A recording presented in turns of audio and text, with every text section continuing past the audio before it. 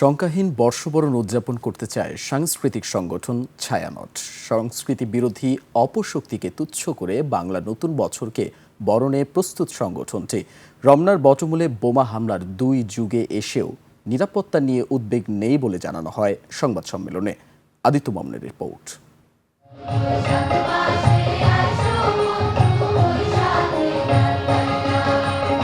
নতুন বছরের প্রথম সূর্য আর নবীন আলোর সুরবাণী ছন্দের মূর্ছনায় ধর্ম বর্ণ নির্বিশেষে বাঙালি সর্ববৃহৎ উৎসব উদযাপনের প্রস্তুতি তুলে ধরতেই এই সংবাদ সম্মেলন। সব শঙ্কা, অনিশ্চয়তা, আতঙ্কের অবসান, মানবের শান্তি, কল্যাণ আর স্তুতিতে নতুন স্বপ্ন, সাম্য, সংহতি আর সম্প্রীতির ফুল ফুটবে গানে, ছন্দে, আনন্দে।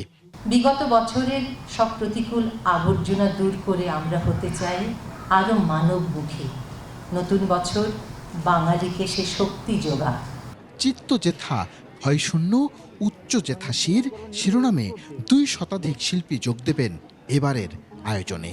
ব্রিটিশ বিরোধী আন্দোলনের প্রখ্যাত গণসঙ্গীতজ্ঞ সলিল চৌধুরী ও পাকিস্তান বিরোধী আন্দোলনের দুর্দম গীতিকার সুরকার মতলুব আলীর প্রতি শ্রদ্ধাঞ্জলি।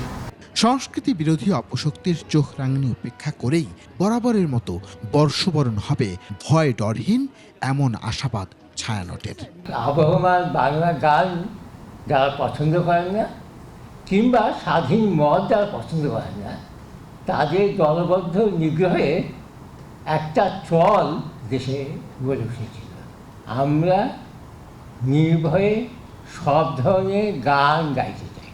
রমনায় বোমা হামলার 2 যুগে এসে পূর্ণাঙ্গ বিচার না মেলায় আছে আক্ষেপ। তবে এবারও আইন শৃঙ্খলা রক্ষাকারী বাহিনী তৎপর আছে বলে জানানো হয় সংবাদ সম্মেলনে।